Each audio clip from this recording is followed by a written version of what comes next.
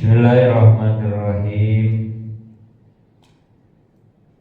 Pada kesempatan pagi ini, alhamdulillah, salah satu yang wajib kita syukuri, Allah memberikan umur panjang kepada kita sehingga pagi ini, hari ini kita bisa berada di salah satu bulan yang dimuliakan, diagungkan oleh Allah, yaitu bulan Rajab, dan ini sudah di penghujung bulan Rajab. Yang pertama, pastinya kita sudah memahami bersama bahwa di bulan Rajab ini Nabi mengajarkan doa kepada kita, Allahumma barik lana fi Rajab wa Sya'ban wa ballighna Ramadan wa a'inna bisyam wal qiyam wa hifdzil lisan. Kita minta mudah-mudahan kita semua diberkahi di bulan Rajab, diberkahi di bulan Sya'ban, dan mudah-mudahan Allah panjangkan umur kita sehingga kita sampai kepada bulan suci Ramadan. Amin ya Allah ya Rabbal Alamin. Kemudian yang kedua, di bulan Rajab ini pula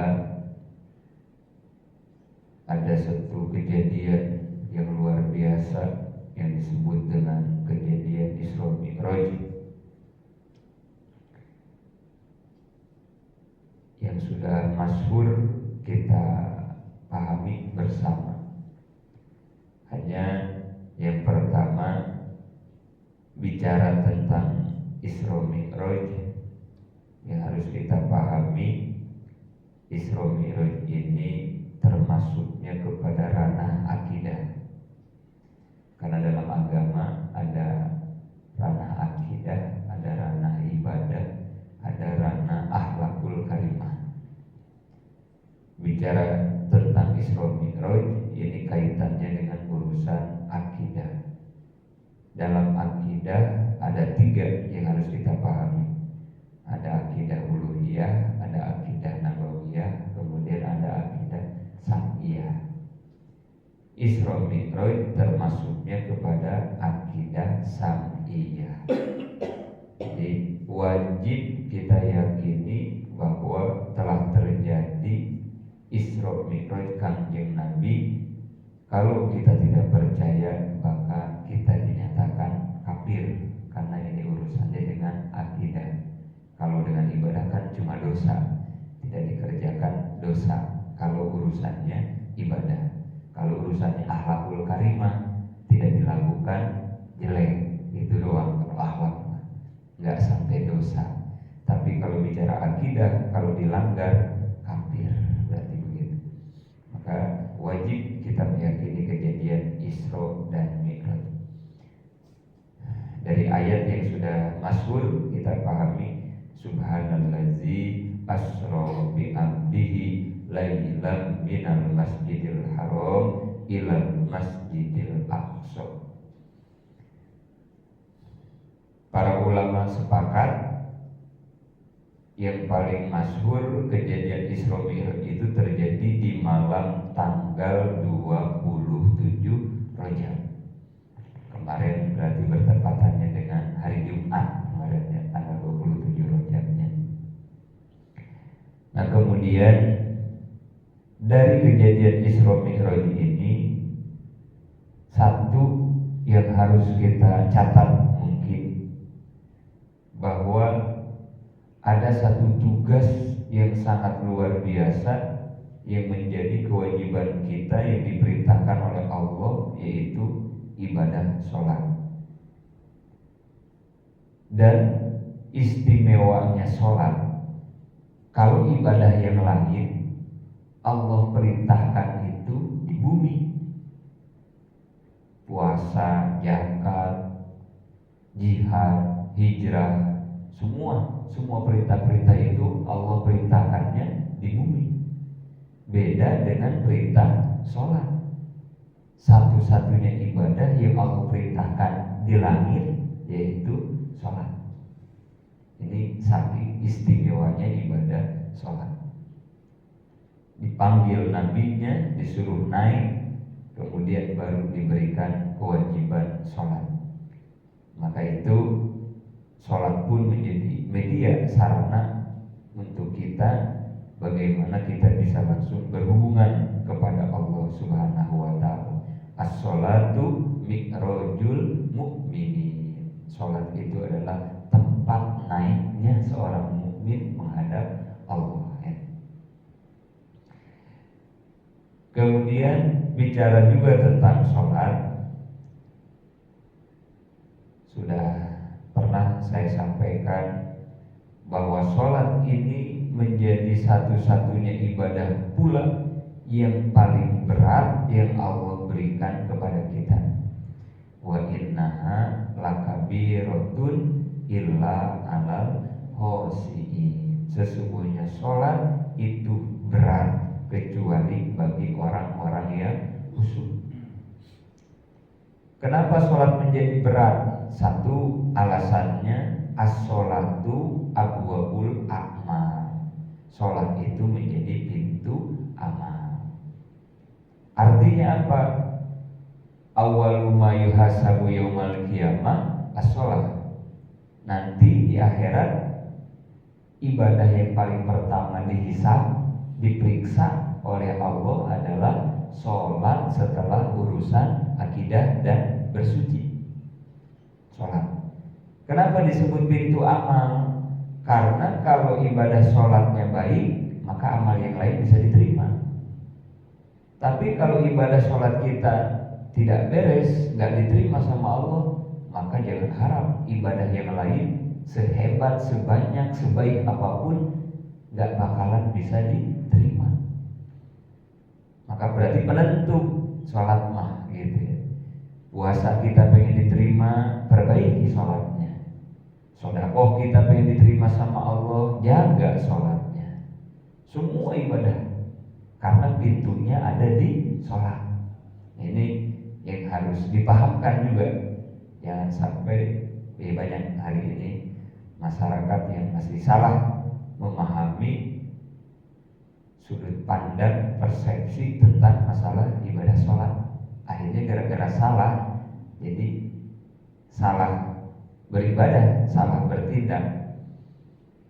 Puasa rajin, Ramadan nggak batal-batal, tapi sholat johor dilewat, sholat asar dilewat, terus buat apa puasanya? Nah, ini karena salah memahami kan, begitu. Bisa jadi begitu, gitu ya.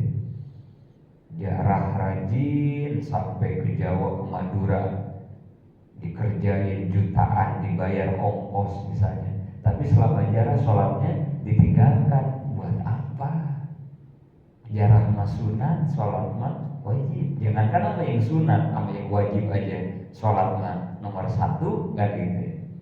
Bahkan ada yang haji, yang umroh, lagi haji lagi umroh, berani ninggalin sholat. Ya Allah, terus buat apa haji umrohnya, kan gitu.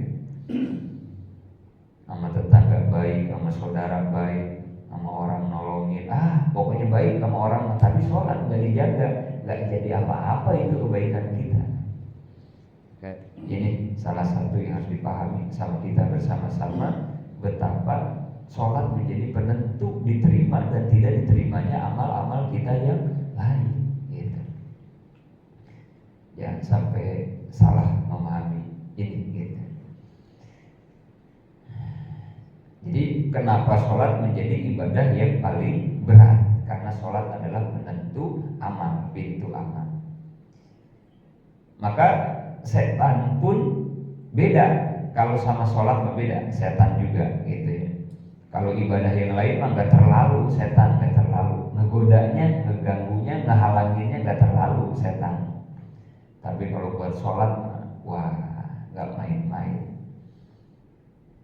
Sholat johor azan jam 12, kita ngerjain bisa-bisa jam 2 baru sholat johor, bahkan setengah 3, bahkan bisa terjadi kelewat nggak sholat johor. Jadi karena setan tahu banget itu. Untuk ibadah yang lain mah biarin dah, kata setan gitu. Bahkan kadang setan jadi sponsor untuk ibadah yang lain. Korban, ayo ibadah lebaran haji, korban. Disponsori sama setan korban. Ayo korban. Jangan kambing, sapi. Sapinya juga jangan sapi Bali, Demosin yang gede, 30 juta. Banyak orang yang sanggup korban sapi mah itu. Sapi-sapi gede. Ngebangun masjid, ada yang sanggup ngebangun masjid sendirian. Kuat buat ngebangun masjid mah. Umroh ada yang tiap bulan orang umroh. Sanggup haji plus 350 juta, ada yang tiap tahun orang haji. Tapi kalau untuk urusan sholat, tar dulu kata setan.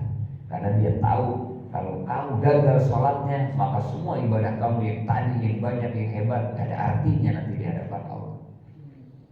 Maka untuk urusan sholat, setan dari depan, dari belakang, dari berbagai arah kita digoda. Jangankan anak-anak kita yang kecil, kita pun yang dewasa kadang gak sanggup ngangkat sholat, saking berat-beratnya sholat. Apalagi model kayak sekarang, mana subuh, mana dingin, mana hujan, sudah selesai, sudah. Aduh, kalau bukan karena pertolongan Allah nggak nyampe kita ini berjemaah. Masya Allah. Sampai di dalam surat Maryam 59 Allah mengingatkan, Bismillahirrahmanirrahim. Fakhalafa min ba'dihim khalfun adaa'us shalah wa taba'us syahawat. Nanti kata Allah akan ada satu generasi yang mana di generasi itu khalfun adaa'us shalah. Mereka selalu menyia-nyiakan sholat. Ini sudah menjadi ketetapan di Al-Quran oleh Allah, bahwa jangan heran generasi-generasi setelah kita gitu ya, generasi-generasi setelah kita akan terjadi generasi yang menyia-nyiakan sholat gitu. Jangan heran. Ini di Maryam 59 Allah sudah katakan nanti akan terjadi suatu generasi yang mana generasi itu selalu menyia-nyiakan sholat. Maka buat anak-anak kita harus banget diwanti-wantikan sama kita, dicerewedin sama kita tentang urusan sholat. Rabbi ja'alni muqimas sholat wa min dzurriyyati. Ya Allah, jadikan kami semua orang-orang yang menegakkan sholat, bukan hanya kita, wa min dzurriyyati, dan anak keturunan kita. Itu doa senada dengan ayat ini, supaya anak keturunan kita tidak termasuk golongan generasi adaa'us shalah. Mudah-mudahan anak kita seketurunan semuanya jangan sampai termasuk generasi adaa'us shalah, orang yang menyia-nyiakan sholat. Rabbi ja'alni muqimas shalah wa min dzurriyyati. Itu doanya buat anak-anak kita. Kemudian kenapa sholat juga menjadi berat? Karena satu-satunya ibadah yang gak bisa ditambal oleh apapun sholat. Puasa puasa Ramadan. Kalau kita lagi di perjalanan yang jaraknya diperbolehkan qashar sholat, yaitu 120 kilo minimal, walaupun kita kuat sehat, puasa mau boleh dibatalin. Puasa ya bisa dibatalin puasa. Ibadah puasa Ramadan, walaupun sehat, walaupun kuat, naik mobil kagak puyeng, kagak apa, jarak minimal 120 km boleh nggak puasa Ramadan, nggak apa-apa katanya. Tapi kalau sholat nggak ada ampun, sholat nggak ada ampun. Jangankan lagi sehat, lagi kuat, sakit aja tetap nggak bisa sholat. Makanya disebut sholat ibadah paling berat. Nggak kuat berdiri duduk, nggak kuat duduk tiduran, sholat sampai begitu kan. Saking nggak bisa ditukar, nggak bisa diganti sholatnya. Orang yang udah nggak kuat puasa bisa diganti dengan bayar fidyah. Puasa mah bisa kan gitu. Sholat bisa nggak dibayar diganti pakai fidyah, pakai beras? Nggak bisa, sholat nggak bisa. Kalau sholat bisa diganti pakai beras, pakai fidyah, orang Karawang, orang Subang nggak bakalan pada sholat. yang sawahnya hektaran. Tulis aja nak, bapak berapa kali berapa tahun kagak sholat, nanti bapak mati tuh. Sawah bapak, padi bapak banyak, ntar lu bayar aja tuh pakai padi, pakai beras. Kalau sholat bisa dibayar pakai beras, nggak bisa sholat, nggak bisa. Satu-satunya yang bisa memperbaiki sholat kodok, dikodoin doang, dan itu pun nggak bisa dikodoin sama orang lain, harus sama kita. Mumpung masih hidup, kodoin. Kalau kita pernah ninggalin sholat, itu doang udah. Walaupun ya ada sebagian kelompok yang mengatakan nggak ada kodok sholat, gitu katanya. Ada kelompok yang mengatakan nggak ada kodok sholat itu ada. Nah itu perlu kita luruskan juga mungkin ya kepada mereka. Padahal itu hadisnya jelas. Nabi habis perang kecapean menjelang subuh, dalam hadisnya begitu ya. Nabi istirahat, kemudian nyuruh satu sahabat untuk bangun terjaga. Untuk apa? Kata Nabi, nanti kalau masuk waktu subuh kami semua bangunkan, gitu. Dalam hadisnya. Akhirnya semua Nabi dengan sahabat tidur. Habis perang capek, ini udah menjelang subuh.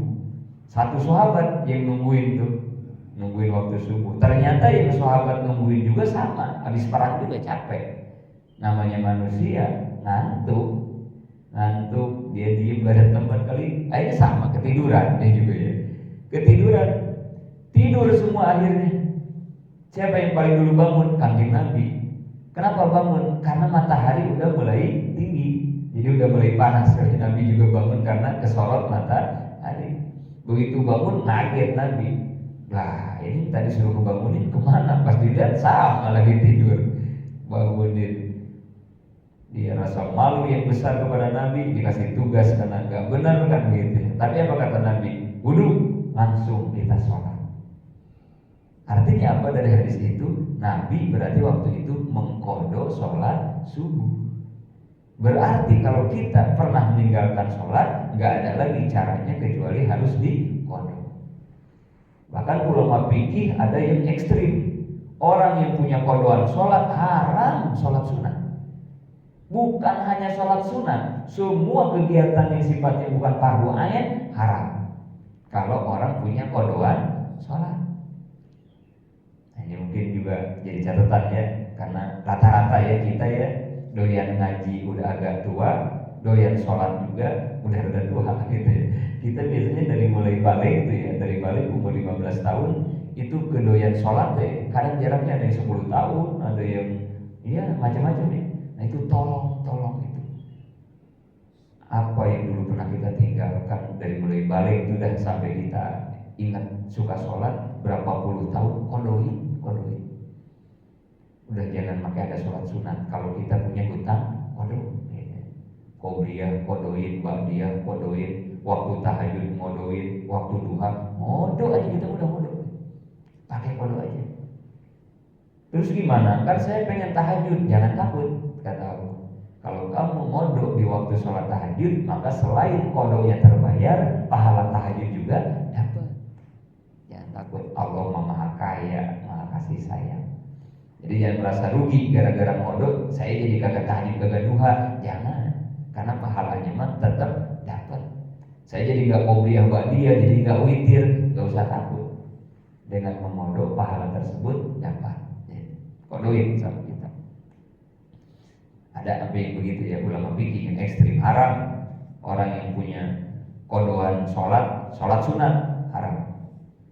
Kayak begini mungkin ya, orang punya utang kagak dibayar, tapi kerjaannya poya-poya mulu, tiap malam makan sate mulu misalnya ya, tiap hari jalan-jalan mulu, utang sama tetangga kagak dibayar-bayar.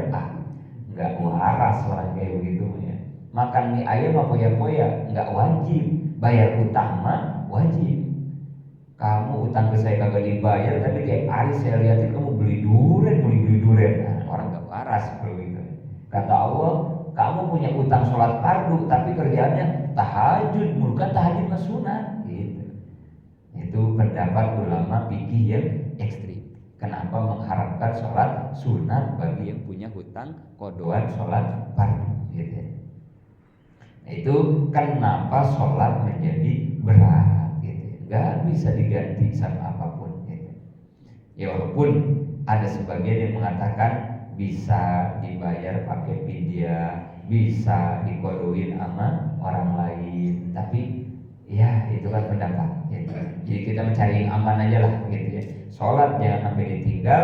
Kalau sampai ditinggal segera kodoin. Kalaupun nggak beres kodoin, nah gitu ya, keburu mati. Kita nggak beres kodoin, keburu mati, maka nggak apa-apa dah, tampil pakai bayar fidyah atau dikodoin sama anak-anak kita. Nah itu mah kali aja gitu ya. Itu bisa menutupi hutang kodok sholat kita gitu. Beda sama puasa. Haji keburu mati kita nggak haji, bisa diganti haji sama anak kita. Badal haji bisa gitu. Tapi kalau badal sholat kan nggak ada. Badal sholat enggak ada. Maka itu tadi sholat menjadi berat kata Allah dalam Quran.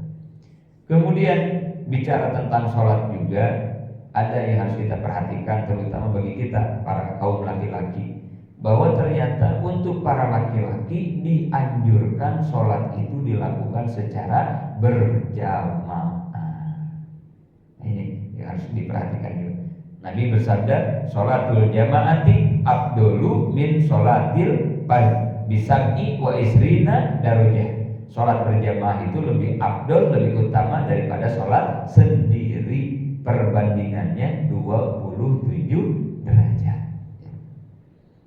Jadi buat kita mah jangan sampai sholat di rumah. Yang boleh sholat di rumah mah kaum ibu-ibu gitu.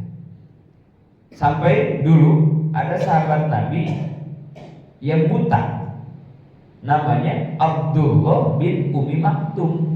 Ada salah satu sahabat buta, namanya Abdullah bin Umi Maktum. Karena buta, dia minta keringanan kepada Nabi. Ya Rasul, saya boleh nggak berjamaah? Karena saya buta, nggak ada yang nuntun.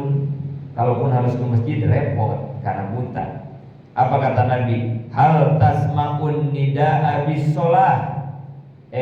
Ibnu Maktum, Umi Maktum, kamu ngedengar gak kalau ada azan ketika sholat?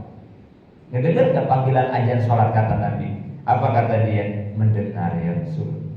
Apa kata Nabi? Pak Ajib. Ya kalau memang kamu masih mendengar azan panggilan sholat, maka kamu harus berjamaah. Bayangin ya. Orang yang buta saja nggak ada maaf urusan berjamaah, apalagi kita yang sehat gitu ya. Kalau sampai ninggalin berjamaah, dalam keterangan lain dikatakan kata Nabi, pernah di zaman sahabat atau Nabi rumahnya harus dibakar katanya. Sampai begitu. Saking penting-pentingnya berjamaah. Maka mudah-mudahan sengaja materi ini disampaikan di subuh saat ini karena berkenaan dengan bertepatan bulan Rajab tentang Isra Mi'raj. Khusus ini nasihat untuk saya mengingatkan betapa tugas mulia dari Isra Mi'raj tentang sholat.